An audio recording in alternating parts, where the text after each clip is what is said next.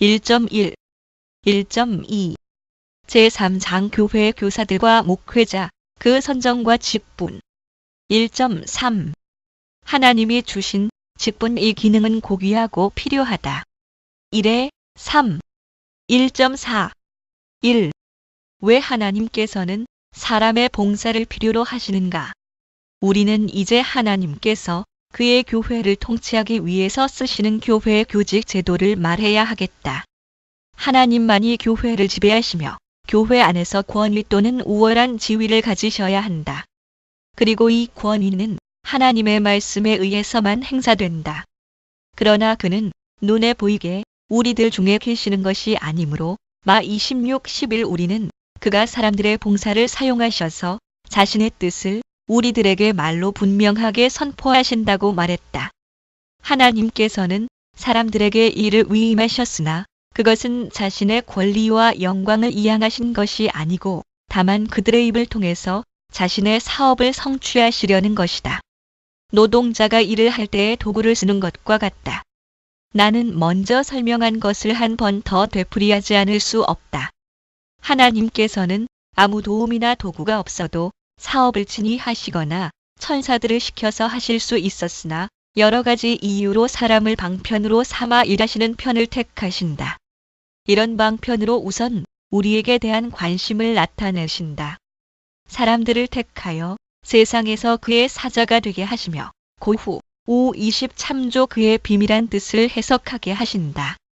그를 대표하게 하신다.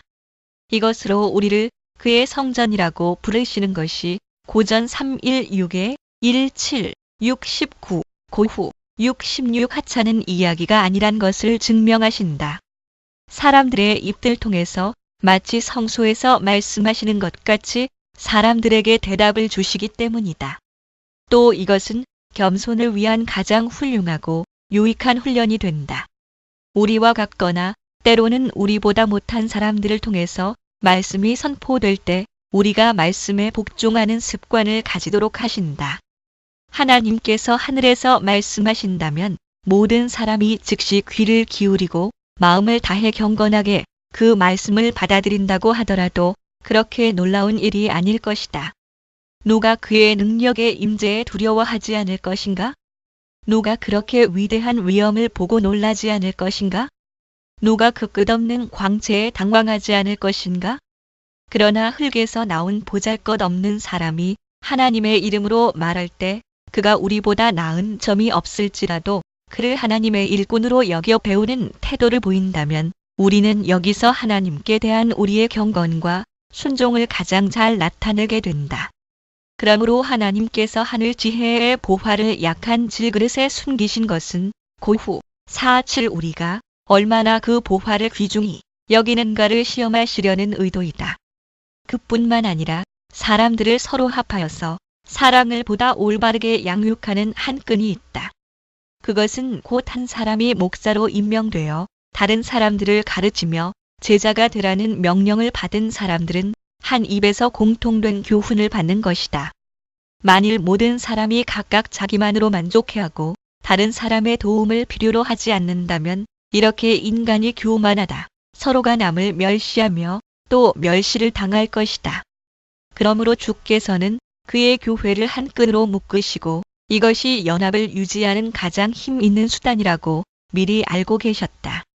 그래서 구원과 영생의 가르침을 사람들에게 맡기시고 그들의 손을 거쳐서 다른 사람들에게 전달하게 하셨다. 이 점을 숙지하면서 바울은 에베소서에 몸이 하나이요 성령이 하나이니 이와 같이 너희가 부르심의 한 소망 안에서 부르심을 입었느니라. 주도 하나이요 믿음도 하나이요 세례도 하나이요 하나님도 하나이시니 곧 만유의 아버지시라. 만유 위에 계시고 만유를 통일하시고 만유 가운데 계시도다. 우리 각 사람에게 그리스도의 선물의 분량대로 은혜를 주셨나니 앱44에 7라고 기록했다. 이것 때문에 바울은 말한다. 그가 위로 올라가실 때에 사로잡힌 자를 사로잡고 사람들에게 선물을 주셨다. 내리셨던 그가 곧 모든 하늘 위에 오르신 자니 이는 만물을 충만케 하려 하심이니라. 그가 혹은 사도로 혹은 선지자로 혹은 복음 전하는 자로 혹은 목사와 교사로 주셨으니 이는 성도를 온전케 하며 봉사의 일을 하게 하며 그리스도의 몸을 세우려 하심이라. 우리가 다 하나님의 아들을 믿는 것과 아는 일에 하나가 되어 온전한 사람을 이루어 그리스도의 장성한 분량이 충만한 데까지 이르리니, 이는 우리가 이제부터 어린아이가 되지 아니하여 모든 교훈의 풍조에 밀려 요동치 않게 하려 함이라. 오직 사랑 안에서 참된 것을 하여 범사에 그에게까지 자랄지라. 그는 머리니 곧 그리스도라. 그에게서 온 몸이 각 마디를 통하여 도움을 입음으로 연락하고 상합하여 각 지체의 분량대로 역사하여 그 몸을 자라게 하며 사랑 안에서 스스로 세우느니라. F48 10에 16 1.5 2. 교회를 위한 성직의 의의. 바울은 사람의 목회는 신자들을 결속해서 한 몸을 이루게 하는 힘줄이라는 말로 사람의 목회가 하나님께서 교회를 다스리시기 위해 사용하시는 가장 중요한 힘이 된다는 것을 가르친다. 그리고 그 다음에 바울은 교회를 손상 없이 유지하는 유일한 방법도 보여주는데, 그것은 곧 하나님께서 교회의 구원을 위하여 기꺼이 만드신 안전 대책으로 교회를 유지하는 방법이다. 그가 곧 모든 하늘 위에 오르신 자니 이는 만물을 충만케 하려 하심이니라고 바울은 말한다. F42 일이 실현되는 방법은 다음과 같다.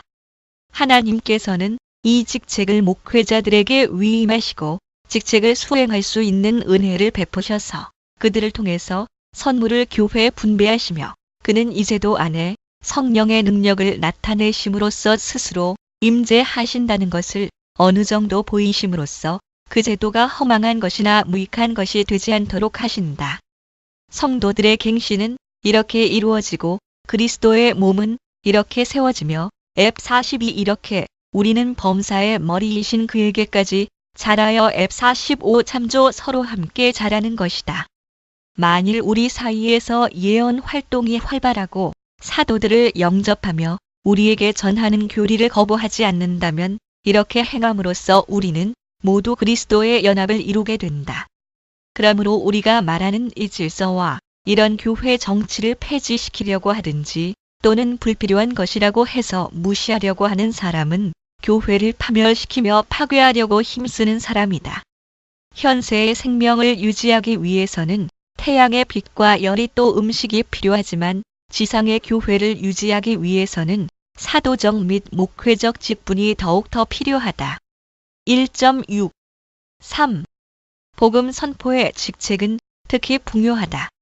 위에서 이미 말한 바와 같이 하나님께서는 성직 제도를 옳게 보시고 온갖 가능한 방법으로 그 위엄을 칭찬하시는데, 이는 성직이 우리 사이에서 최고의 존경을 받으며 심지어 가장 훌륭한 일로 인정되기를 원하시기 때문이다.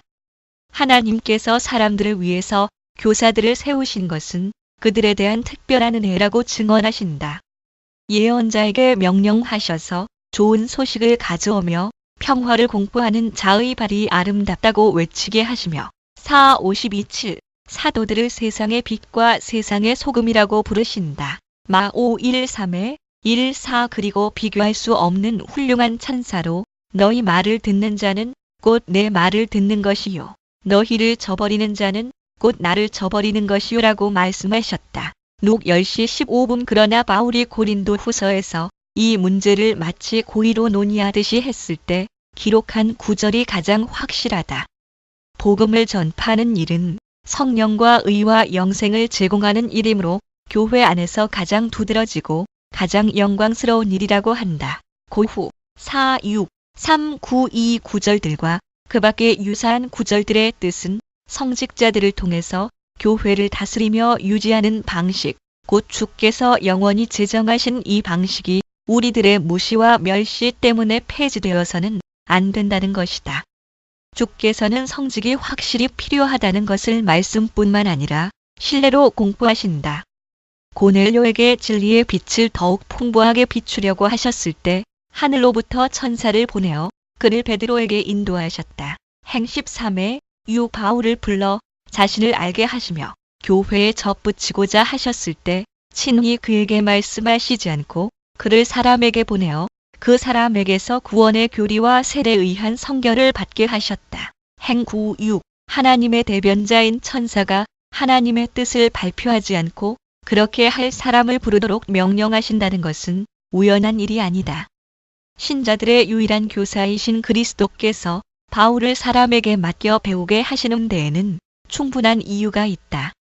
그는 이 바울을 셋째 하늘로 이끌어가 말할 수 없는 일들에 대한 놀라운 계시를 받을 만하게 만드시기로 이미 정하셨다. 고후 12:2에 4 그러면 어느 누가 감히 하나님께서 이런 증거로 그 유용성을 증명하신 성직을 멸시하거나 또는 무용지물이라고 해서 폐지할 것인가?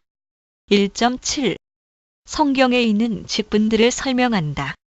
4에 9 1.8 4 에베소서 4장에 있는 여러 가지 직분. 그리스도께서 제정하신 대로 교회 정치를 주관하는 사람들을 바울은 첫째로 사도, 다음은 선지자, 셋째는 복음 전하는 자, 넷째는 목사, 끝으로 교사라고 부른다. F41 이 중에서 끝에 있는 둘만이 교회 내의 평상직이요. 처음 것은 주께서 그의 나라의 초창기에 세우셨고 필요에 따라 가끔 부활시키신다. 사도들이 하는 일의 성격은 온 천하에 다니며 만민에게 복음을 전파라고 하신 막 16시 15분 명령에 분명하게 나타나 있다. 사도들에게는 아무 제한도 두지 않으시고 전 세계를 그리스도에게 복종시키라고 하셨는데 이는 각 국민 사이에 어디서든지 할 수 있는 대로 복음을 전파함으로써 그리스도의 나라를 세우도록 하시기 위한 것이었다. 따라서 바울은 자기의 사도직을 증명하기 위해서 자기는 어느 한 도시를 그리스도 앞으로 인도한 것이 아니라 복음을 여기저기 전파하였고 다른 사람이 놓은 터 위에 교회를 세우지 않고 주의 이름을 듣지 못한 곳에 교회들을 세웠노라고 한다. 롬 15시 19분 -20g으로 사도들이 파견된 목적은 반역하는 세상을 돌이켜 하나님께 올바르게 복종하게 만들며 복음을 전해서 세계 각지에 하나님 나라를 세우는 것이었다. 교회의 창설자로서 온 세계에 그 터를 닦아두는 것이라고 말할 수도 있다. 고전 30 바울은 하나님의 뜻을 해석하는 사람을 모두 선지자라고 부른 것이 아니라 어떤 특별한 계시에 있어서 탁월한 사람들을 선지자라고 불렀다. F41 이러한 자는 현재 없거나 아니면 옛날같이 흔히 볼 수 없다. 나는 복음을 전하는 자는 사도들보다는 지위가 낮지만 그들 다음에 있으면서 그들을 대신해서 활동한 사람들이라고 생각한다. 누가, 디모데, 디도 및 그 외의 비슷한 사람들이 전도자였고 그리스도께서 사도들 다음 두 번째로 임명하신 70인의 제자들도 아마 전도자들이었을 것이다. 룩 11 이렇게 해석한다면 이 해석은 바울의 말과 의견에 일치한다고 생각한다. 이 세 가지 직책은 교회 내의 항구직으로서 정하신 것이 아니라 교회가 없는 곳에 새로 세우거나 교회를 모세에게서 그리스도에게로 옮겨야 한 당시에 하란 것이었다. 그러나 나는 주께서 그 후에 간혹 사도들을 적어도 그들 대신에 전도자들을 일으키신 것을 부정하지 않는다. 바로 우리 시대에 이런 일이 있었다. 적그리스도의 반역으로부터 교회를 돌이키기 위해서 이런 사람들이 필요했던 것이다. 그러나 나는 이 직책이 바르게 조직된 교회 내에는 자리가 없기 때문에 임시직이라고 부른다. 다음이 목사와 교사로 교회에서 없어서는 안 되는 직책들이다. 나는 둘 사이의 차이점이 다음과 같다고 믿는다. 교사들은 제자 훈련이나 성례 집행이나 경고와 권면을 하는 일을 맡지 않고 성경을 해석하는 일만을 맡았다. 이는 신자들 사이에 건전하고 순수한 교리를 유지하려는 것이었다. 목사직은 이 모든 의무를 겸한다. 1.9 5. 임시직과 항존직. 우리는 이제 교회 조직에서 어떤 것이 임시직이며 어떤 것이 항존직으로 제정되었는가를 생각하겠다. 전도자와 사도를 한 덩어리로 뭉친다면 우리는 상응하는 두 쌍을 볼 수 있다. 현대의 교사들은 고대의 선지자에 그리고 목사는 사도에 해당한다. 선지자의 직분은 그 탁월한 특수 계시의 은혜 때문에 더욱 두드러졌다. 그러나 교사의 직분도 성격이 매우 비슷하며 그 목적이 똑같다. 그래서 새로운 복음을 세상에 널리 선포할 목적으로 주께서 택하신 12 제자들은 가장 높은 서열에 있었다. 눅 63, 갈 11. 그런데 사도라는 말은 원래 보냄을 받은 사람이라는 뜻이다. 교회의 사역자들은 주께서 자기의 사자로서 파견하시는 사람들이기 때문에 사도라고 부르는 것은 당연하다. 그러나 듣지 못한 새로운 소식을 전하는 사람들의 사명이 무엇인가를 세상이 확실히 아는 것은 매우 중요한 일이었으므로 12 제자에게 후에 바울이 첨가된 그들에게 특별한 칭호를 주어서 다른 사람들과 구별할 필요가 있었다. 바울은 다른 장소에서 안드로니고와 유니아에게 명칭을 적용하고 사도에게 유명히 여김을 받던 사람들이라고 했다. 롬 16:7. 그러나 그가 엄밀히 구분해서 말하고 싶을 때에는 처음 등급에만 이 말을 적용한다. 또 이것이 성경의 일반 용법이다. 마 11. 그러나 목사들은 각각 그에게 맡겨진 교회를 다스린다는 점을 제외한다면 사도들과 똑같은 책임을 맡았다. 이제 그 책임의 성격이 무엇인지를 더 분명하게 듣기로 하자.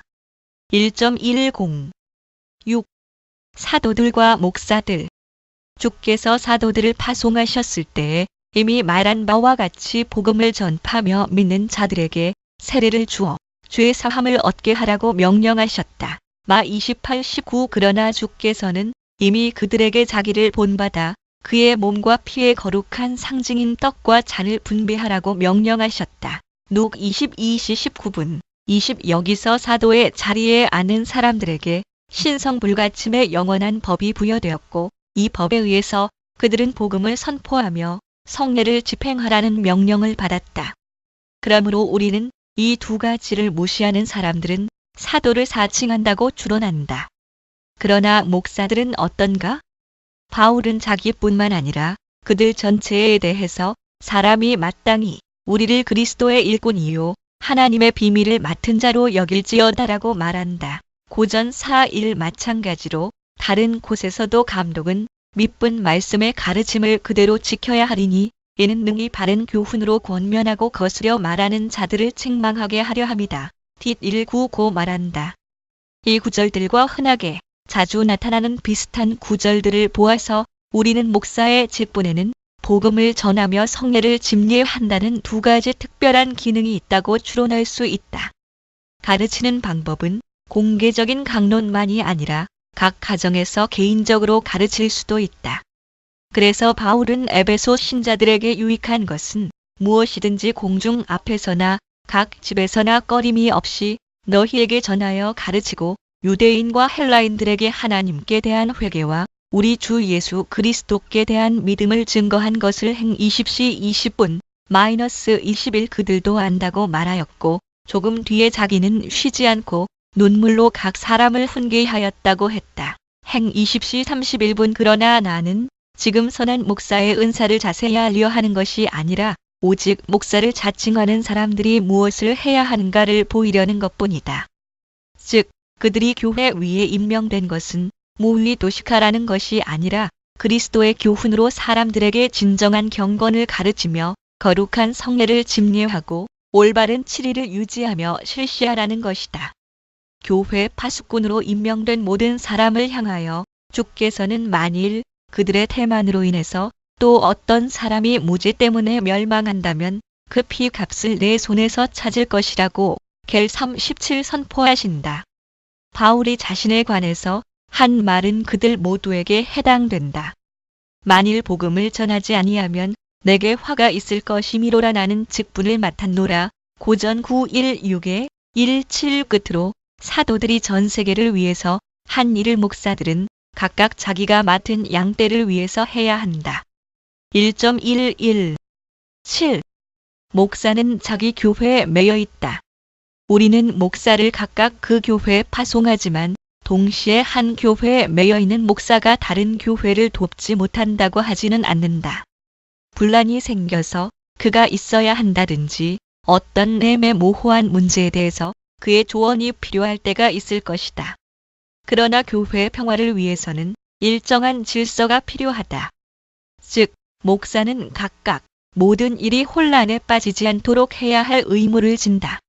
일정한 임무나 목적이 없이 돌아다니며 교회의 덕을 세우는 일보다 목사 자신들의 이익을 생각해서 마음대로 교회를 버리고 함부로 한 곳에 모이는 것은 혼란을 일으킨다. 따라서 목사는 각각 자기의 한계로 만족하며 다른 사람의 영역에 침입하지 않는다는 이 결정을 될 수 있는 대로 전체적으로 지켜져야 한다. 이것은 사람의 생각이 아니고 하나님 자신이 제정하신 일이다. 바울과 바나바는 루스드라와 이고니온과 안디옥에 세운 교회들에 각각 처음으로 장로들을 임명했고 행 14시 22분-23 또 바울은 디도에게 명해서 각 도시의 장로들을 임명하게 했다. 뒷1-5 그래서 바울은 빌립보 교회의 감독들에 대해서 빌1-1 또 골로새 교회의 감독 아키뽀에 대해서 골47 말한다. 그리고 누가는 바울이 에베소 교회 장로들에게 한 주목할 만한 설교를 기록했다. 행 20시 18분-19g으로 교회를 다스리며 돌보는 일을 담임하려고 하는 사람은 하나님의 소명이라는 이 법에 자기가 구속된다는 것을 알아야 한다. 그는 법률가들의 말과 같이 교회 소유지에 매이지 않았다. 즉, 꽁꽁 묶여 그 땅에 매여 있어서 공공의 복리가 요구하는 때에도 그리고 그 요구가 정당한 방법과 순서를 밟아온 때에도 그 땅에서 밖으로 나가지 못한다는 것이 아니다. 그러나 한 곳에 부르심을 받은 사람은 자기에게 유리하다고 해서 그곳을 떠나거나 그곳에서 놓이기를 원해서는 안 된다. 만일 다른 곳으로 옮기는 것이 유익하다 할 때에도 자기의 사사롭게 개인적인 결정으로 할 것이 아니라 공적인 인정을 기다려야 한다. 1.12 8. 말씀을 전하는 직분 장로. 내가 교회를 다스리는 사람들을 감독, 장로, 목사 또는 사역자라고 부른 것은 성경이 이 말들을 구별하지 않고 사용하기 때문이다. 말씀을 전하는 사람들을 성경에서는 모두 감독이라고 부른다. 바울은 디도에게 각 도시의 장로들을 임명하라고 뒷1-5 명령한 직후에 감독은 책망할 것이 없고라고 한다. 뒷1-7 딤전 3-1참조 다른 데서는 한 교회에 있는 여러 감독에게 문안하였다. 빌1-1 사도행전에는 그가 에베소 교회 장로들을 불러 모으고 이야기한 기사가 있는데 행 20시 17분 그는 그들을 감독이라고 부른다. 행 20시 28분 지금까지는 말씀을 선포하는 직분만을 생각했다는 것을 여기서 지적해야 하겠다. 우리가 인용한 에베소서 4장에서 앱 41 바울은 다른 직분들을 언급하지 않는다. 그러나 그는 로마서와 롬 12-7의 8 고린도전서에서 고전 12시 28분은 다른 직분들을 능력, 병 고치는 은사, 통역, 다스리는 것, 구제하는 것이라고 부른다. 나는 이 가운데서 두 가지는 일시적인 것이며 길게 논할 가치가 없다고 생각해서 생략하겠다. 그러나 다스리는 일과 구제하는 일 두 가지는 영구적인 것이다. 다스리는 사람들은 고전 12-28 신자들 사이에서 선택된 장로들이었으며 감독들과 함께 도덕적인 견책과 권징을 시행하는 일을 맡았다고 나는 믿는다. 다스리는 자는 부지런함으로 할 것이라는 바울의 말을 롬 12:8 달리 해석할 수가 없기 때문이다. 그러므로 처음부터 각 교회에는 경건하고 근엄하고 거룩한 사람들 가운데서 선택된 장로회가 있어서 잘못을 시정하는 권한을 가지고 있었다. 여기에 대해서는 후에 말하겠다. 그런데 이런 직분이 한 시대에만 국한된 것이 아님은 경험상 분명하다. 그러므로 이 다스리는 직분은 모든 시대에 필요하다. 1.13 9. 집사. 구제하는 일은 집사들에게 맡겨졌다. 그러나 로마서에는 구제하는 자는 성실함으로 긍휼을 베푸는 자는 즐거움으로 할 것이니라고 롬 12:8 두 가지 종류에 관해 언급하였다. 여기서 바울은 교회 안에 있는 공적인 직분에 대해서 말하는 것이 분명하며 따라서 집사직에는 두 가지 다른 등급이 있었을 것이다. 만일 내 생각이 틀리지 않는다면 바울은 처음 문장에서 구제 물자를 나누어주는 집사들을 가리킨다. 그러나 둘째 문장은 빈민과 병자들을 돌보는 사람들을 말한다. 바울이 디모데에게 말한 과부들도 두 번째에 속하였다. 딤전 5:9에 10 여자들이 맡을 수 있는 공적 직분은 구제하는 일에 헌신하는 것뿐이었다. 이 해석을 인정한다면 또 인정해야 한다. 집사에는 두 종류가 있는데 교회를 위해서 구제 사업을 관리하는 집사들과 직접 빈민들을 돌보는 집사들이다. 섬기는 일 집사직라는 말에는 더 넓은 의미가 있지만 성경에서 집사라고 부르는 사람들은 교회가 구제 물자를 분배하며 빈민을 돌보고 빈민 구제금을 관리하는 일을 맡긴 사람들이다. 그들의 기원과 임명과 직분에 대해서는 누가가 사도행전에 기록했다. 행6:3 헬라파 유대인들이 자기들의 과부들은 매일 구제에서 제외된다는 소문을 터뜨렸기 때문에 사도들은 자기들은 말씀 전하는 일과 공궤를 함께 할 수 없다는 이유로 정직한 사람 7명을 선택해서 이 일을 맡기라고 신자들에게 부탁했다. 행6:1 그러므로 사도들의 교회에는 이런 종류의 집사들이 있었고 우리도 그것을 본받는 것이 마땅하다. 1.14 사역자들의 소명과 위임과 안수 10-16 1.15 10 소명에는 일정한 절차가 있어야 한다. 성회에서는 모든 것을 적당하게 하고 질서대로 하라고 했지만 고전 14시 40분 질서가 가장 잘 지켜져야 할 때는 교회 정치를 확립할 때이다. 여기서는 무슨 일을 불규칙하게 하는 것이 가장 위험하기 때문이다. 그러므로 말썽을 일으켜 떠드는 사람들이 가르치는 일이나 다스리는 일을 경솔하게 맡지 못하게 하려고 주의하지 않으면 그렇게 될 수 있으므로 소명을 받지 않은 사람은 교회의 공적 직분을 맡지 못하도록 특별히 주의했다. 진정한 사역자로 인정되려면 먼저 합당한 방법으로 소명을 받아야 하고 히오사 다음에 이 소명에 응해야 한다. 즉, 명령을 받은 일은 책임을 지고 수행해야 한다는 것이다. 우리는 이 점을 바울에게서 자주 볼 수 있다. 그는 자기의 사도직을 주장하려고 할 때에는 거의 언제나 자기가 소명을 받았다는 것과 자기 직분을 충실히 이행했다는 것을 암시한다. 롬 1:1 고전 1:1 그리스도의 이 위대한 일꾼도 자기가 주의 명령으로 사도직에 임명됐다는 것과 위임된 일을 충실히 수행했다는 것을 근거로 해서만 교회에서 발언할 권위를 감히 주장하였음에도 불구하고 이 두 가지 중에 한 가지도 없는 사람이 이런 영예를 가지겠다고 주장한다면 그것은 얼마나 파렴치한 일인가? 그러나 우리는 위에서 이 직분 완수의 필요성에 관해 잠깐 언급했으므로 지금은 소명만을 논하겠다. 1.16 11 외적 소명과 내적 소명 이 문제를 다루는 데에는 네 가지 점을 이해해야 한다.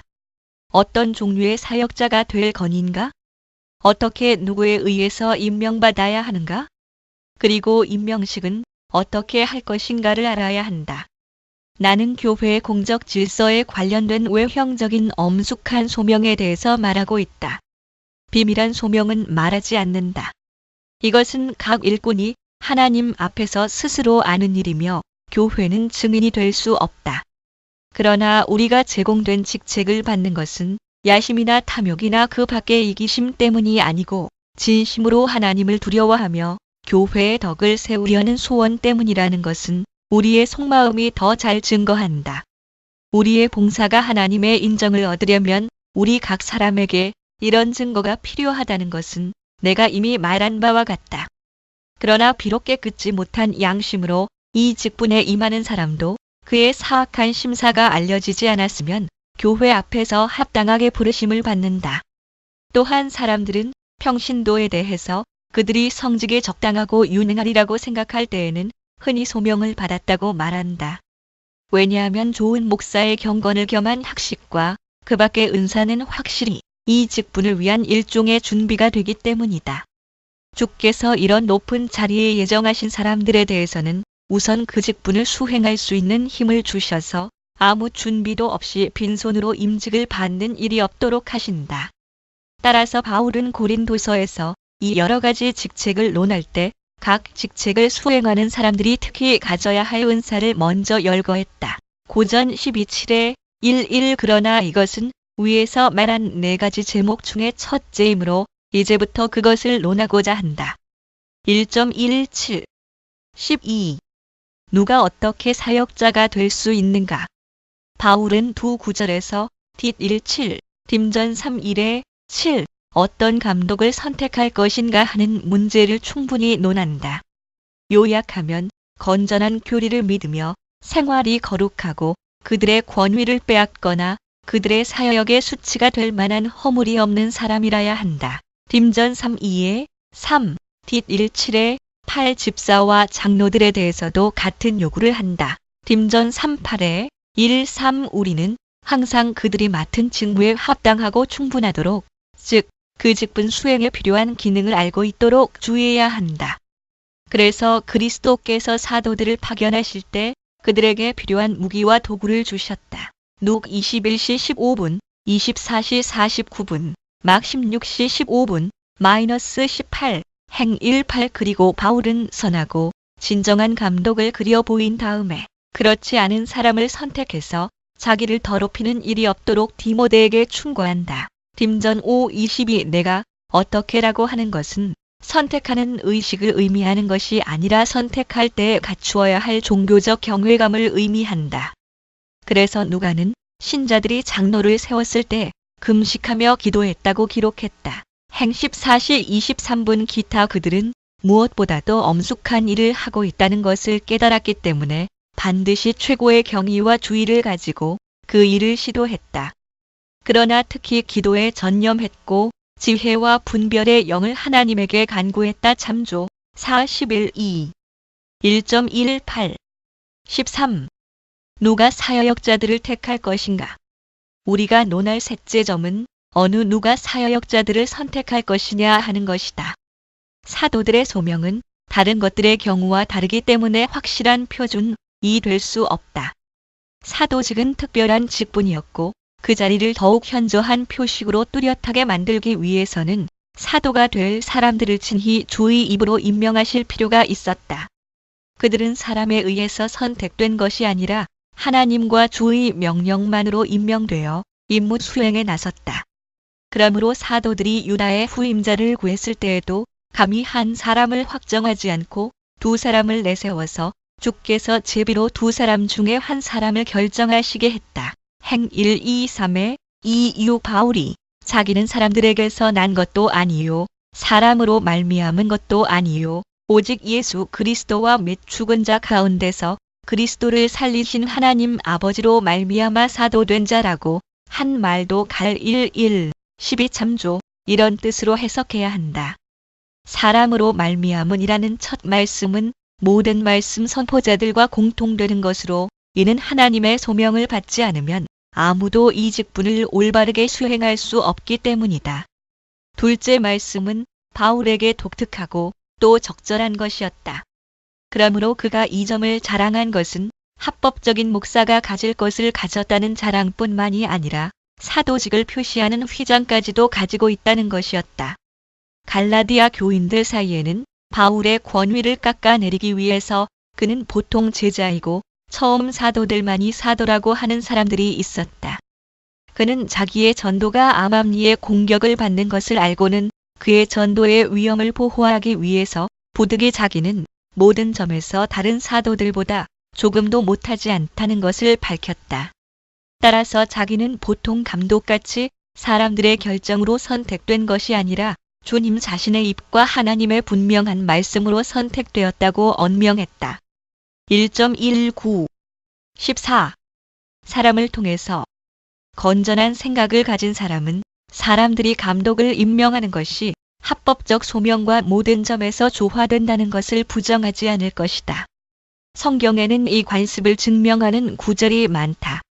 방금 인용한 바울의 말에 사람들에게서 난 것도 아니요 사람으로 말미암은 것도 아니라고 한 것도 이 관습을 부정하지 않는다. 그가 여기서 말하는 것은 평상시에 사역자를 선정하는 문제가 아니라 사도들에게 특유한 점이 자기에게도 있다는 것이다. 그러나 주께서는 자신의 뜻대로 자신의 특권을 행사하셔서 바울도 임명하셨지만 동시에 교회를 통한 소명이라는 규율을 이용하셨다. 누가는 다음과 같이 기록하였다. 주를 섬겨 금식할 때에 성령이 가라사대 내가 불러 시키는 일을 위하여 바나바와 사울을 따로 세우라.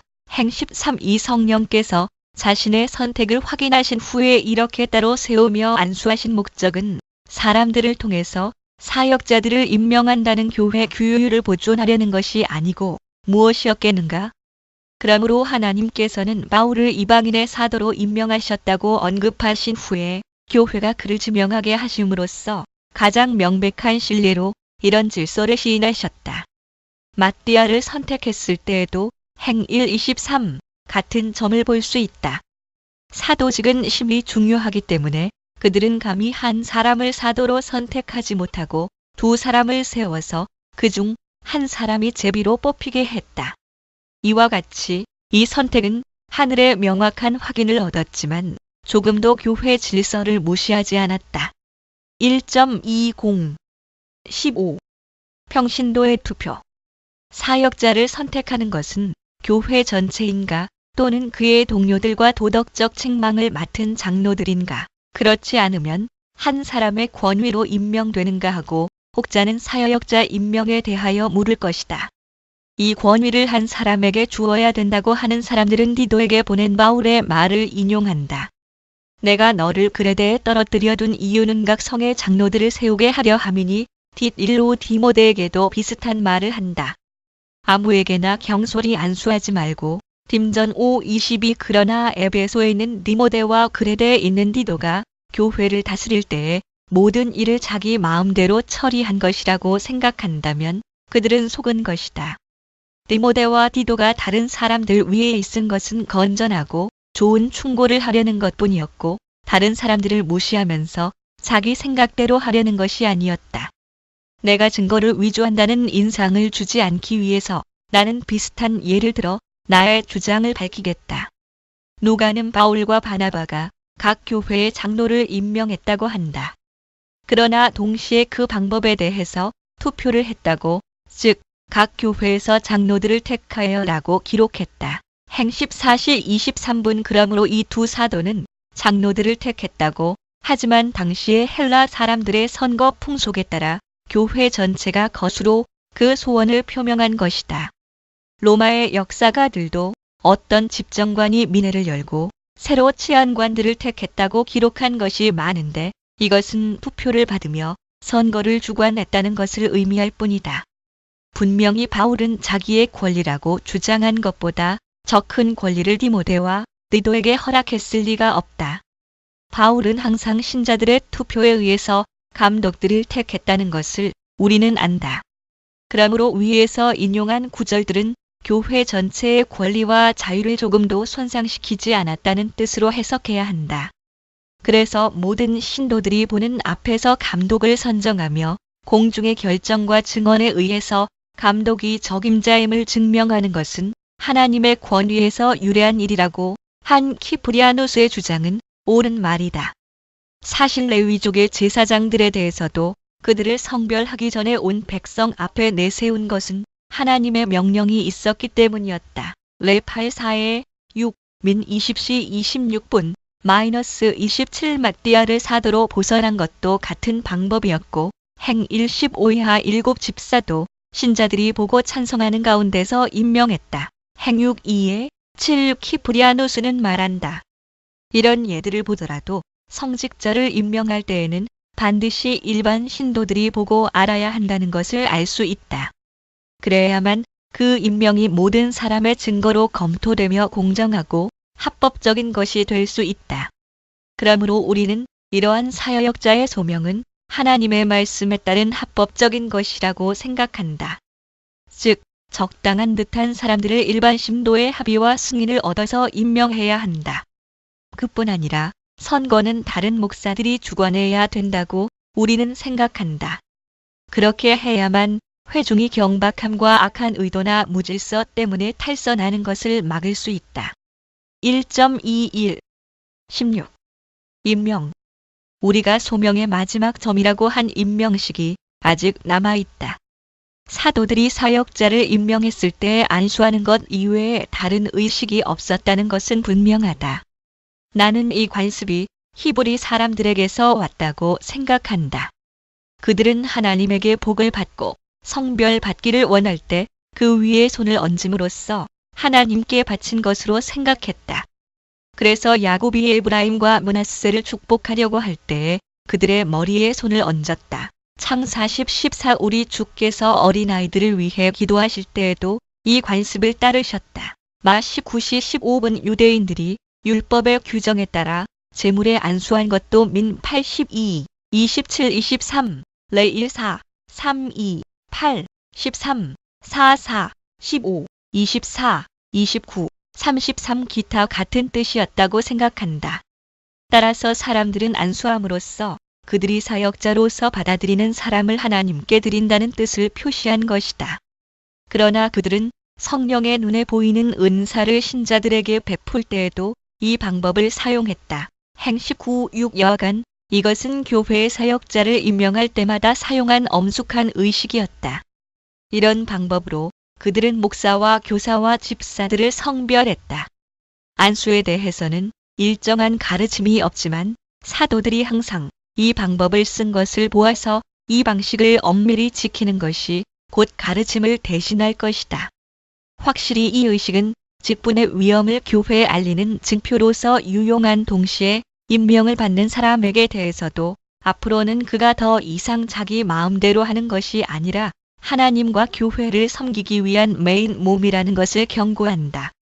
그뿐 아니라 안수의 진정한 원래의 의미를 회복한다면 그것은 허무한 표징이 되지 않을 것이다. 하나님의 영이 어떤 것도 이유 없이 교회 내에 세우시지 않는다면 이 의식도 하나님에게서 유래한 것이므로 미신적으로 악용하지만 않는다면 결코 무식한 것이 아니라고 생각해야 한다. 끝으로 우리는 회중 전체가 사역자에게 안수한 것이 아니고 목사들만이 안수했다는 것을 깨달아야 한다. 그러나 항상 여러 목사가 안수한 것인지는 확실치 않다. 7 집사들과 바울과 바나바와 몇몇 다른 사람들의 경우에는 여럿이 안수한 것이 분명하다. 행 6.6, 13.3 그러나 바울은 다른 곳에서 여럿이 아니라 자기가 디모데에게 직접 안수했다고 회상한다. 그는 나의 안수함으로 내 속에 있는 하나님의 은사를 다시 부릴 듯하게 하기 위하여 너로 생각하게 하노니라고 말한다. 디모 1.6 바울이 장로회의 안수에 대해서 디모데전서에서 딤전 44 한 말을 나는 장로들이 안수했다는 뜻으로 해석하지 않고 임명 자체를 의미하는 것으로 해석한다. 그의 뜻을 다른 말로 바꾼다면 이렇게 될 것이다. 내가 너를 장로로 임명했을 때의 안수에 의해서 그대가 받은 은혜가 수포로 돌아가지 않도록 주의하라. 1.22 제4장 고대의 교회 상태, 교황제도 이전의 교회 정치 1.23 사역의 역사적 발전 사역자의 세 부류 가르치며 다스리는 장로들, 그 중에서 선택된 한 사람의 감독, 대감독 1에 4 1.24 1. 고대 교회는 성경에 있는 원형에 충실했다. 이제까지 우리가 논한 것은 하나님의 순수한 말씀에서 우리들에게까지 전해온 교회 정치 질서와 그리스도께서 세우신 직분들이다. 이 문제들을 더욱 분명하고 진지하게 만들며 더욱 잘 기억할 수 있게 하기 위해서 지금부터 고대 교회의 특색을 고찰하는 것이 유익하겠다. 고대 교회의 특색을 보면 우리는 하나님이 제정하신 제도의 모습을 어느 정도 그려볼 수 있다. 당시의 감독들은 여러 가지 교회법을 발표해서 성경에 없는 뜻까지 표현한 듯이 보이지만 그들은 하나님 말씀에 있는 독특한 형태와 일치하도록 세밀하게 주의를 했다. 그러므로 그들의 결정에는 하나님 말씀에 어긋나는 것이 거의 없었다는 것을 우리는 곧 알 수 있다. 혹 그들의 처리에 부족한 점도 있었다 하더라도 그들은 하나님이 세우신 것을 보존하기 위해선 진지하게 노력했고 또 그렇게 잘못된 것이 없었다. 그러므로 여기서 그들이 무엇을 지켰는가를 간단하게 확인하는 것은 대단히 유익할 것이다. 우리는 성경에는 세 부류의 사역자들이 있다고 말했다. 마찬가지로 고대 교회의 사역자들도 세 부류로 나뉘었다. 장로 계열에서 일부는 목사와 교사로 선택되고 나머지 장로들에게는 도덕적인 문제들을 책망하고 지도하는 일을 맡겼으며 빈민을 돌보고 구제물자를 분배하는 일은 집사들에게 위임했다. 그러나 독경사와 시제는 아직 정확한 직분을 표시하는 이름이 아니었다. 이 사람들을 성직자라고 부르며 어릴 때부터 교회에서 일정한 일을 시켜 자기들의 임무를 잘 이해하도록 훈련시켰는데 이것은 적당한 때가 오면 곧 직분을 맡을 수 있게 하려는 것이었다. 이 문제는 후에 더 자세히 이야기하겠다. 그러므로 제롬은 5가지 교회 계급을 말하고 그것을 감독, 장로, 집사, 신자, 학습 교인 캐테쿠멘이라고 했다. 그 밖의 성직자들과 수도사들에게는 특별한 지위를 주지 않았다. 1.25 2. 감독의 지위. 가르치는 직분을 맡은 사람들을 모두 장로라고 불렀다. 각 도시에서는 장로들이 자기들 가운데서 한 사람을 뽑아 감독이라고 불렀는데 이것은 지위가 같은 사람들 사이에서 흔히 발생하는 불화를 막으려는 뜻이었다.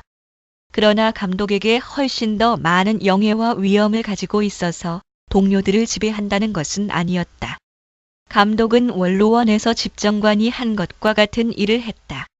즉, 사무에 대한 보고를 하고 의견을 물으며 의견을 말하고 충고하며 권고함으로써 모임의 의장이 되며 모든 행사를 그의 권위로 주관하고 회의 결정 사항을 심사하는 등 집정관이 한 일들을 감독이 장로회에서 집행하였다. 고대 사람들 자신은 이 제도가 시대의 요구에 따라 사람들의 합의로 시작된 것임을 인정한다. 그래서 제롬은 디도서 주에에서 말한다. 감독과 장로는 꼭 같다. 마귀의 유혹으로 교회에 불화가 생기고 사람들이 나는 바울파다, 나는 게바파라 하기 전에는 고전 1, 12, 3, 4 참조 장로들의 협의로 교회를 운영했다. 그 이후에 불화의 씨를 없애기 위해서 감독권을 한 사람에게 맡겼다. 그러므로 장로들은 교회의 관습에 따라 주관하는 사람에게 복종해야 된다는 것을 알고 있었다. 그와 같이 감독들도 자기들이 장로들보다 높다는 것은 주께서 정하신 일이 아니라 교회의 관습에 의한 것이며 장로들의 협력을 얻어서 교회를 다스려야 한다는 것을 알고 있었다. 그러나 제롬은 다른 곳에서 이 제도는 매우 오랜 것이라고 한다.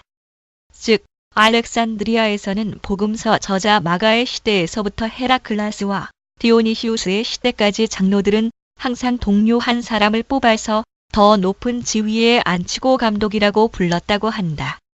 그때에는 각 도시에 장로회가 있었으며 그 장로회는 목사와 교사로 구성되었다.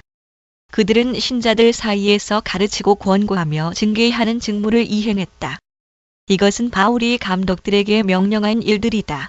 뒷 1:9. 또 그들은 후계자들을 양성하기 위해서 거룩한 단체에 들어온 청년들을 열심히 가르쳤다. 각 도시에는 일정한 지역이 할당되어 그 지역 내에서 장로들을 뽑으며 그 지역을 교회의 몸의 일부로 생각했다. 장로회는 교회의 조직과 평화를 유지하기 위해서 한 감독 아래에 있었다. 감독은 다른 사람들보다 높은 위엄을 가졌지만 동시에 형제들의 회의된 안건에는 복종했다. 그러나 감독이 맡은 지역이 너무 넓어서 그 책임을 다할 수 없는 곳이 있을 때에는 장로들을 그런 지역에 배치해서 작은 일들을 대신 처리하게 했으며 이들은 지방 전체의 감독을 대표했기 때문에 이런 장로들을 지방 감독이라고 불렀다. 1.26 3. 감독과 장로들의 가장 중요한 의무. 그러나 지금 우리가 논하는 직분에 대해서 본다면 감독과 장로들은 말씀을 전파하며 성례전을 시행하는 데 전력을 다하여야 했다. 장로가 설교를 해서는 안 된다고 결정한 것은 아리오스가 교회를 소란하게 만든 후 알렉산드리아에서만 있었던 일이다. 이것은 소크라테스가 그의 3부사 트라이파타이트 히스터리의 제9권에서 말한 바와 같고 제롬은 이 사실에 대한 불쾌감을 숨기지 않았다. 확실히 진정한 감독임을 실제로 보여주지 않는 사람이 감독을 자칭한다면 이상한 일로 인정됐을 것이다. 고대 사람들은 엄격해서 사역자들은 모두 주께서 요구하신 직분을 다하지 않을 수 없었다. 나는 어느 한 시대의 관습만을 말하는 것이 아니다. 그레고리우스 시대에 이미 고대 교회의 순수성이 많이 부패해서 교회가 거의 붕괴되었지만 그래도 감독이 설교를 하지 않는다는 것은 용인되지 않았다. 그레고리우스는 이렇게 말했다. 감독에게서 소리가 나오지 않는다면 그는 죽은 것이다. 설교하는 소리를 내면서 다니지 않는 감독은 숨은 심판자의 진노를 자기 위에 내리게 한다. 또 다른 곳에서도 말했다. 모든 사람의 피에 대하여 나는 깨끗하다고 바울이 선언할 때 행 20시 26분 우리 자신에게 죄악이 있을 뿐만 아니라 다른 사람들까지 멸망시키는 감독이라 불리우는 우리는 바울의 말에 의해서 유죄로 선고되고 강압을 느끼며 유죄가 증명된다. 매일 사람들이 죽어가는 것을 보면서도 미지근하고 잠잠한 우리는 그들을 죽이는 자들이다. 그는 자기나 다른 감독들이 일에 대한 열성이 부족했기 때문에 묵묵하다라고 말한다. 그는 자기의 직분을 절반 완수한 감독들도 용서하지 않았으니 전혀 일을 하지 않는 자에 대해서는 어떻게 했으리라고 생각하는가? 그러므로 사람들에게 하나님의 말씀을 먹이며 공적으로나 사적으로나 건전한 교리로 교회의 덕을 세우는 것이 감독의 가장 중요한 의무라는 것은 교회의 오랜 원칙이었다. 1.27 4. 대감독과 총대 감독. 각 지방마다 대감독 한 사람이 있었으며 니케아 회의에서 총대 감독, 이 대감독보다 지위나 위엄이 더 높다고 결정한 것은 규율을 유지하는 것과 관련된 문제였다. 그러나 이 논의에서 그냥 지나칠 수 없는 것은 그것이 극히 드문 관례였다는 것이다. 그러므로 이 지위는 어떤 교회 내의 문제가 몇 사람으로서는 해결될 수 없을 때에 그 지방의 교회 회의에 맡길 수 있도록 하기 위해서 창설된 것이다. 만일 문제가 크거나 어려워서 더 광범한 토의가 필요한 때에는 교회 회의와 함께 총대 감독들을 소집했고 이 외에는 교회 전체의 총회에 상소하는 길밖에 없었다. 어떤 사람들은 이렇게 조직된 것을 교권제도 하이어아키라고 부르지만 나는 이 말을 부적당하다고 보며 또한 이 말은 분명히 성경에 없는 말이다. 성령께서는 교회 정치에 관한 문제에 관한 한 사람들이 주권이나 지배를 꿈꾸지 않도록 조심하기를 원하신다. 그러나 용어를 등한시하고 사실 자체를 볼 때에 우리는 고대 감독들에게 하나님이 그 말씀에서 정해두신 것과 다른 어떤 교회 통치 형식을 만들려는 의도가 없었다는 것을 알 수 있다. 1.28 집사와 부감독 재산과 구제물자의 관리 하부 성직자 5회 9 1.29 5 집사의 직분 당시의 집사직은 사도 시대와 성격이 같았다. 그들은 매일 신자들이 바치는 예물과 매년 교회에 들어오는 수입을 받아들여서 적당하게 쓰는 일을 맡았다. 즉, 감독이 결정한 대로 사역자들과 빈민들의 생활비로 지불하는 것이었다. 그리고 그들은 매년 그 분배 상황을 감독에게 보고했다. 교회법이 어디서나 감독을 교회의 모든 재산의 관리인으로 지정했다는 사실은 감독이 직접 그 일을 처리했다는 것이 아니다. 교회에서 공적 원조를 받을 사람들을 집사에게 지정하며 남는 것에 대해서 누구에게 또 얼마씩 주라고 지시하는 것이 감독의 책임이었다. 그는 집사가 임무를 충실히 수행하는지를 조사해야 했다. 그래서 사도들이 정했다고 하는 교회법에 이런 말이 있다. 우리는 감독에게 교회의 일을 관할하는 권한이 있다고 선포한다.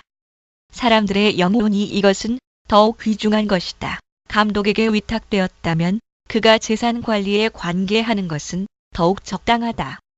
그의 권위에 의해서 모든 것이 장로들과 집사들을 통하여 빈민에게 분배되며 두려움과 조의 깊게 처리되어야 한다. 그리고 안디옥 회의에서는 장로들과 집사들이 모르게 교회 일을 처리하는 감독들을 억제하도록 결정했다. 그러나 우리는 이 점을 더 이상 길게 논할 필요가 없다. 그레고리우스의 여러 서한을 보면 당시의 다른 교회법들은 효력을 잃은 것이 많았지만 집사가 감독의 지도 아래에서 빈민들을 돌본다는 규정은 여전히 살아 있었다. 처음에는 빈민 구제 사업을 돕는 부집사 서부 디컨가 있어서 집사들 밑에 있은 듯하나 이 구별은 점점 불투명해졌다. 그뿐 아니라 부감독 아치디칸을 임명하기 시작했다. 제롬은 그의 시대에 이미 부감독이 있었다고 하지만 그들이 생긴 것은 교회 재산이 많이 늘어나서 보다 정확한 새로운 관리 방법이 필요했기 때문이었다. 부감독들은 교회의 수입과 재산과 설비 그리고 매일의 헌물을 전부 책임져 맡아보았다. 따라서 그레고리우스는 살로나의 부감독에 대해서 만일 누가 태만하거나 속이기 때문에 교회 물품이 하나라도 없어진다면 그의 죄로 인정될 것이라고 엄명했다. 그러나 부감독들은 신자들에게 복음을 읽어주는 일과 기도에 대한 권고를 하는 일도 맡았으며 성만찬에서 잔을 내어주는 직분도 가졌었다. 이런 일들은 그들의 지위를 높이는 의미로 지정된 것이며 그들이 더욱 양심적으로 직분에 충성을 다하도록 하려는 것이었다. 그들이 하는 일은 세속적인 것이 아니라 하나님께 드리는 영적 직무란 것이 이런 여러 가지 표징으로 알려졌다. 1.30 6. 교회 재산의 운용. 이 점을 보아서 우리는 교회 재산이 어떻게 사용되며 어떻게 분배되었는가를 판단할 수 있다. 교회가 소유한 토지나 돈은 전부 빈민을 위한 재산이라고 하는 생각을 우리는 교회 회의의 결정과 고대 저술에서 자주 읽을 수 있다. 그래서 감독들과 집사들을 향해서 그들은 자기 소유를 처리하는 것이 아니라 빈민을 돕기 위해서 임명되었다는 것을 잊지 말라는 말이 반복된다. 그리고 만일 그들이 교회 재산을 감추거나 낭비하는 배신 행위를 한다면 그들은 살인죄를 범한 것이라고 했다.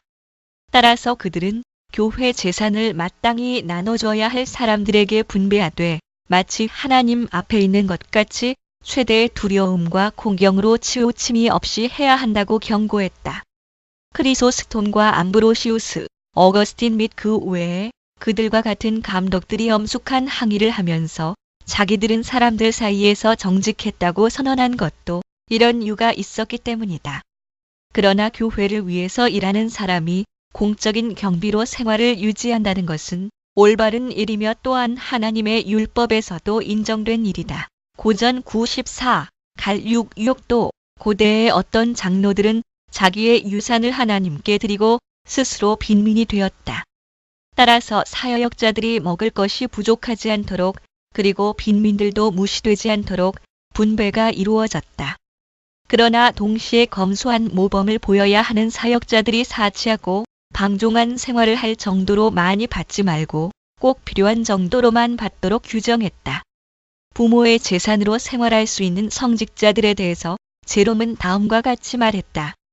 만일 그들이 빈민의 것을 조금이라도 받는다면 그것은 모독 행위가 될 것이며 그렇게 남용하는 것은 곧 자기들에게 내릴 심판을 먹고 마시는 것이다. 고전 11시 29분 1.31 7. 수입을 넷으로 나누었다. 교회 재산을 관리하는 일은 처음에는 무보수로 또 자발적으로 맡았었다. 감독과 집사들은 자유의사로 충실했으며 그들의 고결한 양심과 순결한 생활이 법을 대신했다. 그러나 일부 사람들의 탐욕과 악행으로 인해서 악한 선례가 생겼기 때문에 이런 폐단을 고치기 위해서 교회법을 제정하여 교회 수입을 네 부분으로 나누게 했다.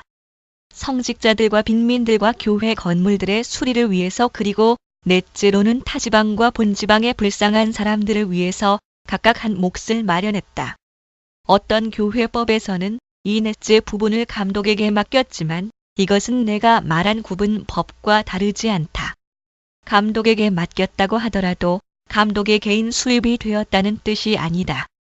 그것은 그가 혼자서 쓴다든지 마음대로 다른 사람들에게 주라는 것이 아니라 바울이 감독들에게 요구한 것과 같이 딤전 3이 손님을 접대하는 데 넉넉하도록 하려는 것이었다. 겔라시우스와 그레고리우스도 이렇게 해석한다. 겔라시우스는 감독들이 비용을 요구한 것은 포로와 나그네들에게 주기 위해서라는 이유만을 제시한다. 그리고 그레고리우스는 더욱 분명히 말한다. 사도교구의 관습은 감독으로 임명된 사람에게 모든 수입을 사분할 것을 명령한다. 즉, 한 부분은 감독과 그의 가족에게 손님 접대와 생활 유지를 위해서 돌리고 한 부분은 성직자들에게 또 한 부분은 빈민에게 그리고 넷째 부분은 교회 수리에 돌린다. 그러므로 감독은 검소한 보통 정도의 의식에 넉넉한 것 이외에 다른 것을 요구할 수가 없었다. 만일 호화롭고 사치한 생활을 하는 감독이 있으면 즉시 동료들의 책망을 받았고 복종하지 않으면 그 지위를 빼앗겼다. 1.32 8. 교회 재산을 빈민들에게 분배했다. 처음에는 교회 성물을 장식하는 데 비용을 아주 적게 들였으며 나중에 교회가 점점 풍부하게 됐을 때에도 이 점에서는 여전히 절제했다. 교회 기부가 들어오면 빈민을 위해서 그대로 고스란히 보관해두고 만일의 경우에 대비했다. 그래서 예루살렘 지방에 기근이 들어 달리 구제 방법이 없었을 때에 키릴루스는 교회의 기물과 예복들을 팔아서 그 돈을 빈민 구제에 사용했다. 아미다의 감독 아카키우스도 무수한 페르시아 사람들이 아사 직전에 있을 때 자기 교회의 성직자들을 모아놓고 이 유명한 연설을 했다. 하나님께서는 잡수시거나 마시지 않으시므로 접시나 잔이 필요 없습니다. 그리고 교회 기물을 녹여 그 가련한 사람들을 위해서 식량을 사며 몸값을 치르게 했다. 제롬도 교회들이 지나치게 호화롭다고 공격하면서 당시의 툴루즈의 감독 엑수페리우스를 칭찬했다. 이 감독은 주의 몸을 버들가지 바구니에 담고 주의 피를 유리그릇에 담으면서도 빈민은 한 사람도 굶기지 않았다고 했다. 내가 아카키우스에 대해서 한 이야기를 암브로시우스는 자기 자신에 대해서 말한다. 포로들의 몸값을 치르기 위해서 그가 교회의 거룩한 기물을 깨뜨렸다고 해서 아리우스파가 비난했을 때 그는 훌륭한 변명을 했다. 사도들을 파송하실 때 금을 가지지 말라고 하신 분은 교회를 모실 때에도 금을 취하시지 않았다. 교회가 금을 가진 것은 보관하기 위해서가 아니라 값을 치르기 위해서 곤란한 사람들을 구제하기 위해서다. 도움이 되지 않는 것을 가지고 있을 필요는 무엇인가? 아수르 사람들이 주의 성전에서 얼마나 많은 금과 은을 실어갔는지를 왕하 18시 15분 -16 우리는 모르는가? 모독적인 적국이 가져가기보다는 빈민 구제를 위해서 제사장이 금은을 녹이는 편이 다른 방법이 없다면 더 좋지 않겠는가? 주께서는 이렇게 말씀하시지 않겠는가? 왜 저렇게 많은 빈민이 굶어 죽는 것을 버려두었느냐? 내게는 그들을 살리기에 넉넉한 금이 있었다. 왜 저렇게 많은 포로들이 끌려가는데 한 사람도 도로 사지 않았느냐? 왜 저렇게 많은 포로가 적에게 죽었느냐? 너는 쇠그릇보다 살아있는 사람 그릇을 보존하는 것이 좋을 것이다. 여기에 대해서 그대들은 대답할 수 없을 것이다. 그대들은 무엇이라고 하겠는가? 하나님의 성전에 장식물이 없을까 염려했습니다. 라고 할 것인가? 주께서는 대답하실 것이다. 성례에는 금이 필요 없다. 금으로 사지하는 것은 금을 기뻐하지 않는다. 성례의 장식은 포로들을 도로 사는 것이다. 요컨대 암브로시우스가 다른 곳에서 한 말을 우리는 대단히 옳은 말이라고 본다. 그때의 교회 소유는 모두 가난한 자를 돕기 위한 것이었다. 같은 뜻으로 감독이 가진 것은 모두 빈민의 것이었다라고 하였다. 1.33 9. 직분들의 준비 단계. 지금까지 열거한 것이 고대 교회의 직무들이었다. 이외에 교회 저술가들이 언급한 것에는 분명한 직능이라기보다는 오히려 훈련과 준비 단계라고 할 수 있는 것이 있었다. 교회 지도자들은 교회를 위한 묘목판을 남겨두기 위해서 부모의 허락과 인정을 얻어 소년들을 영적 군대에 모집하여 보호하며 교육했다. 어렸을 때부터 소년들을 훈련시켜서 직분을 맡게 될 때 무식하거나 미숙하지 않도록 했다. 이 예비 훈련을 받는 청년들을 다 성직자 클레릭스라고 불렀는데 더 적당한 이름을 주었으면 좋았을 것이다. 이 이름은 베드로가 교회 전체를 성직자 클러쥐 즉 주의 상속 재산이라고 부른 것을 배전 535회 한 데서 적어도 그에 대한 잘못된 태도에서 생긴 것이기 때문이다. 그러나 이 제도 자체는 특히 거룩하고 유익한 것이었다. 이 제도에 따라 몸을 성별하며 교회에 바치고자 하는 사람들을 감독의 지도 아래에 육성했다. 그것은 또 훌륭한 예비 교육을 받은 사람들만이 교회 봉사하게 하는 길을 확보했다. 청년들은 어려서부터 거룩한 학문을 배우며 엄격한 훈련을 쌓아 근엄하고 거룩한 모범적인 생활을 하게 되었고 또 세상 근심을 떠나 영적인 문제와 연구에 익숙하게 되었다. 그러나 신병들이 모의 전투를 통해서 진짜 전투를 배우는 것과 같이 그들은 일정한 초보부터 훈련을 받아 정식 성직자의 직분을 맡았다. 처음에는 교회의 문을 열고 닫는 일을 맡았기 때문에 문직이라고 불렀다. 그 후에는 시제라고 해서 감독의 집안일을 도우며 항상 감독을 따라 다녔다. 이것은 첫째는 주교의 명예를 위해서였고 다음에는 의심을 받지 않도록 하기 위해서였다. 그뿐 아니라 그들이 신자들에게 점점 알려지며 신자들의 칭찬을 받는 동시에 사람들 앞에 나서서 말을 할 줄 알게 하려는 것이었다. 또 장로가 되어 사람들을 가르치게 될 때 부끄러워하지 않도록 강단에서 성경을 읽을 수 있는 기회도 주었다. 이와 같이 각종 훈련에서 그 부지런함을 증명하도록 단계적으로 승진되어 마침내 부집사가 되었다. 내가 말하려는 것은 이런 일들은 신규 모집자들에 대한 훈련이었지 교회의 진정한 사역자로서의 직책이 아니었다는 것이다. 1.34 사역자의 선택 및 임명의 변천사 집권자들과 성직자들과 신자들의 찬성으로 감독을 선택한다. 10-15 1.35 10 주로 바울의 지시대로 평신도들의 찬성. 우리는 사역자들의 소명에서 생각할 첫째 점과 둘째 점은 어떤 사람들을 선택하며 이 일을 위해서 얼마나 주의해야 되느냐 하는 점이라고 말했다. 고대 교회는 이 문제에서 바울의 명령과 사도들의 전례를 따랐다. 그들이 목사를 선택하기 위해서는 서로 모여 최대의 경외와 열성으로 하나님의 이름을 부르는 것이 그들의 관습이었다. 더욱이 바울이 세운 표준에 따라 선택할 사람들의 생활과 사상을 심사하는 일종의 심사 제도가 있었다. 그러나 그들은 감독에 대해서 바울이 요구한 것보다 딤전 3-2에 7 더 많은 것을 요구해서 다소 지나치게 엄격하다는 과오를 범했나. 특히 얼마가 지난 후에는 독신 생활을 요구했다. 그러나 다른 점에 있어서의 그들의 관례는 바울이 정한 것과 일치했다. 셋째 점에 관해서도 즉 누가 사역자들을 임명하느냐 하는 데 대해서는 항상 한 가지 절차만을 따르지는 않았다. 고대에는 일반 신도의 찬성이 없이는 아무도 성직자 회에 들어갈 수 없었다. 그러므로 키프리아누스는 교회에 문의하지 않고 아우렐리우스라는 사람을 독경사로 임명한 것에 대해서 애써 변명했다. 그는 충분한 이유가 있어서 한 일이었지만 당시의 관습과는 맞지 않았기 때문이다. 그는 이 문제를 다음과 같이 논하기 시작한다. 친애하는 교우 여러분, 성직자들을 임명할 때 여러분에게 문의하며 각 사람의 행실과 재질을 함께 심사숙고하는 것이 우리의 관습입니다.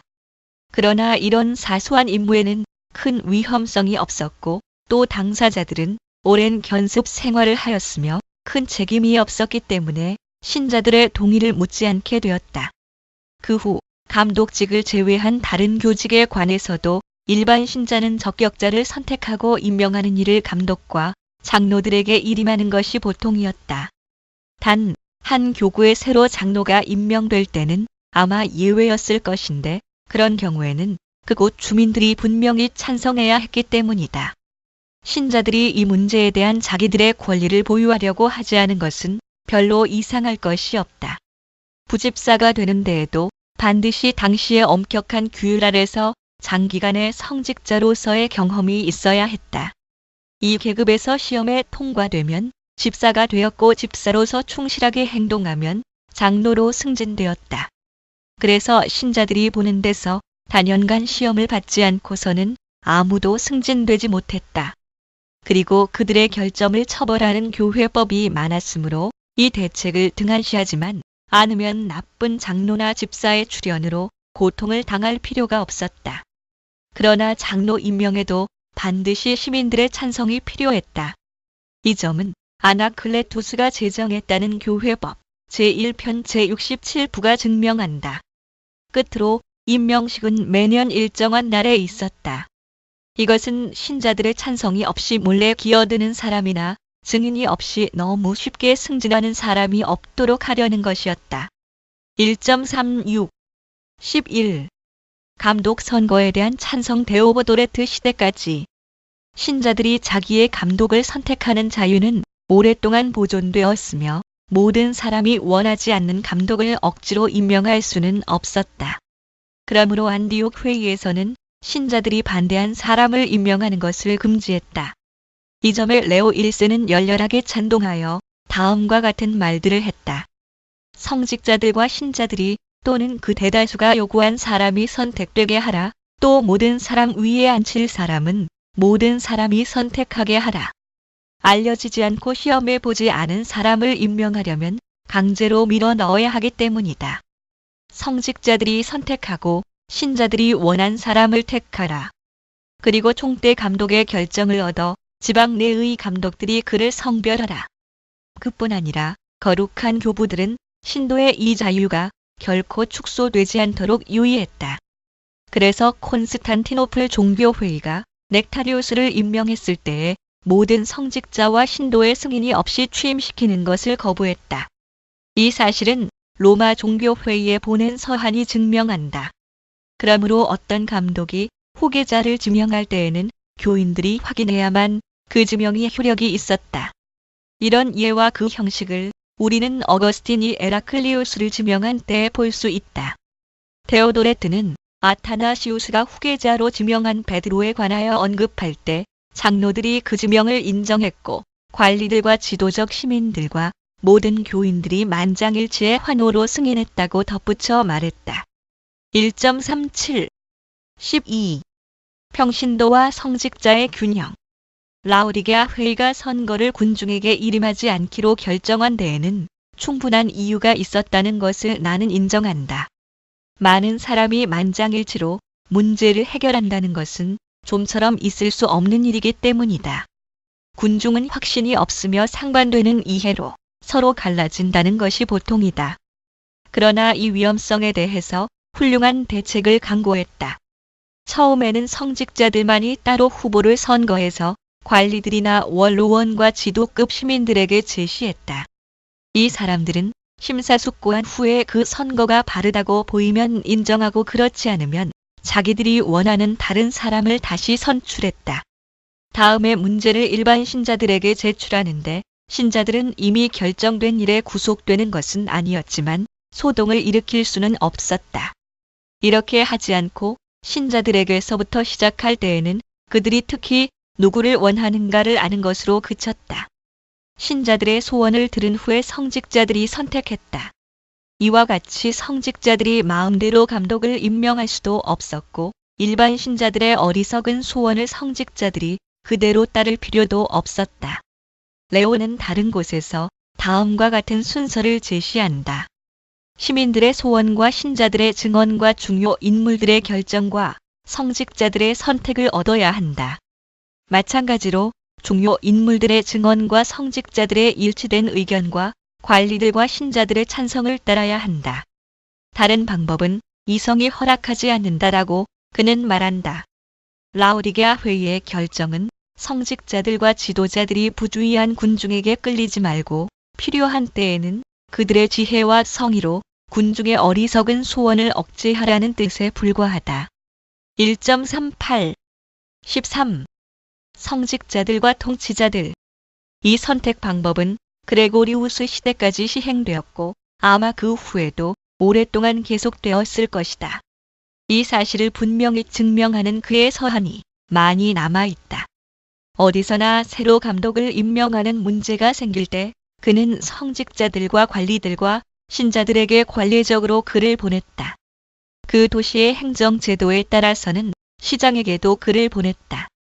교회 사정이 어지러워 인근 감독에게 선거를 조사하게 한 때에도 그는 항상 모든 사람의 서명을 받은 엄숙한 결정을 요구했다. 콘스탄티우스라는 사람이 밀라노 감독으로 선출됐을 때에는 야만족의 침입으로 많은 밀라노 사람들이 제노아로 도망했기 때문에 그레고리우스는 그들까지 돌아와서 회의를 열고 그 선거에 찬성하지 않는다면 합법적인 선거가 될 수 없다고 생각했다. 참으로 교황 니콜라스가 로마 교황 선거법을 이런 방식으로 확립한 후 아직 500년이 지나지 않았는데 그 방식은 우선은 추기경들이 선거하고 다음은 나머지 성직자들이 그들과 합류하고 끝으로 일반 신도의 찬성으로 선거가 확인되었다. 그리고 마지막으로 우리가 방금 인용한 레오의 결정을 인용하면서 이 결정은 후세에 계속 유효해야 된다고 명령했다. 악한 사람들의 악의 때문에 정직한 선거를 하기 위해서 성직자들이 도시를 떠나지 않을 수 없을 때에도 일부 신자가 그들과 함께 있어야 한다고 명령했다. 우리가 아는 범위 내에서는 황제의 직접 관할 아래에 있는 로마와 콘스탄티노플에 있는 두 교회에 대해서만 황제의 동의가 필요했다. 발렌티니아누스가 암브로시우스에게 권한을 주어 밀라노의 감독 선거를 감시하도록 파견한 것은 시민들 사이에 격렬한 충돌이 있었기 때문에 취한 특별한 조치였다. 그러나 옛날 로마에서는 감독 지명에 대한 황제의 권위가 대단한 영향력이 있어서 그레고리우스는 비록 자기는 엄숙한 의식으로 이미 신자들의 부름을 받았었지만 황제의 명령으로 교회 감독의 자리에 앉게 된 것이라고 말했다. 그러나 당시의 관례는 다음과 같았다. 즉, 관리들과 성직자들과 일반 신자들이 누구를 지명하면 그는 곧 황제에게 보고하고 황제는 그 선거를 시인하고 확인하든지 그렇지 않으면 반대해서 취소시켰다. 그라티아누스가 수집한 교령들도 이 관례와 모순되지 않는다. 그 교령집에는 교회법에 의한 선거를 국왕이 제쳐놓고 자기의 마음대로 감독을 임명하는 것은 용인할 수 없으며 이렇게 폭력으로 추천된 감독을 대감독들이 성별해서는 안 된다고 했을 뿐이다. 교회의 권리를 빼앗아 전권을 한 사람의 기분에 맡기는 것과 합법적인 선거를 국왕이나 황제가 자기의 권위로 확인하도록 이 영예를 양보하는 것과는 문제가 다르기 때문이다. 1.39 14. 임직 절차. 이제 우리가 논할 것은 고대 교회에서 사여역자 선거가 있은 후에 선거된 사람들을 임직시키는 의식이다. 라틴 교회는 이 의식을 서품 또는 축성이라고 불렀고 히랍 교회는 거수 또는 안수라고 불렀다. 거수는 원래 손을 들어서 하는 선거를 의미한다. 니케아 회의의 결정 가운데는 대감독이 지방 내의 모든 감독들과 함께 모여 선거된 사람을 임직시킨다는 내용이 지금까지 기록으로 남아있다. 길이 멀거나 건강, 기타 사정으로 모일 수 없는 감독들이 있을 때에도 적어도 3사람은 모여야 하며 나머지 사람들은 문서로 찬성을 증명해야 했다. 이 규정은 사용하지 않은 때도 있었지만 여러 종교회의 후에 부활시켰다. 적어도 정당한 이유가 없는 사람은 모두 모여야 했는데 그 목적은 선출된 사람의 교리와 행실을 자세히 조사하려는 것이었다. 이런 조사를 하지 않고는 임명식을 집행하지 않았기 때문이었다. 또 키프리아누스가 한 말을 보더라도 당시의 감독들은 선거 후에 부르지 않고 보통 일반 선거에 임석했었는데 이것은 그들이 사회자가 되어 군중 사이에 소란이 생기지 못하게 하려는 것이었다. 키프리아누스는 일반 신자들에게 자격자를 사제로 선택하거나 무자격자를 거부할 권리가 있다고 말한 후에 다음과 같이 부언한다. 그러므로 우리는 거룩한 사도적 전통을 근실히 그리고 굳게 지켜야 한다. 이것은 현재 거의 모든 지방에서 지키고 있다. 즉, 임직식을 바르게 거행할 수 있기 위해서 지방 내의 인근 감독들은 전부 지도자의 임직이 있을 신자들 앞에 모여야 하며 신자들 앞에서 감독이 선택되어야 한다. 그러나 감독들이 모이는 것이 늦고 이 지체되는 것을 악용해서 선거운동을 하는 자가 있을 위험성이 있기 때문에 선거 후에 도착한 때라도 선택된 사람을 합법적으로 심사하여 승인한 후에 성별하면 충분하리라고 생각했다. 1.40 15. 대감독에 의한 성별. 이것은 여러 곳에서 예외 없이 시행되었다. 그 후에 점차로 다른 관습이 생겼다. 선택된 사람들이 중앙 도시에 가서 임명을 받고자 했다. 여기에는 어떤 정당한 이유가 있는 것이 아니라 오직 야심 때문이며 또 옛 질서가 쇠퇴했기 때문이었다. 얼마 지나지 않아서 로마 교구의 권위가 높아진 후에는 다른 더 나쁜 관습이 유행했다. 이탈리아의 감독들은 거의 전부가 로마에서 성별을 받으려고 했다. 이것은 그레고리우스의 서한들을 보면 알 수 있다.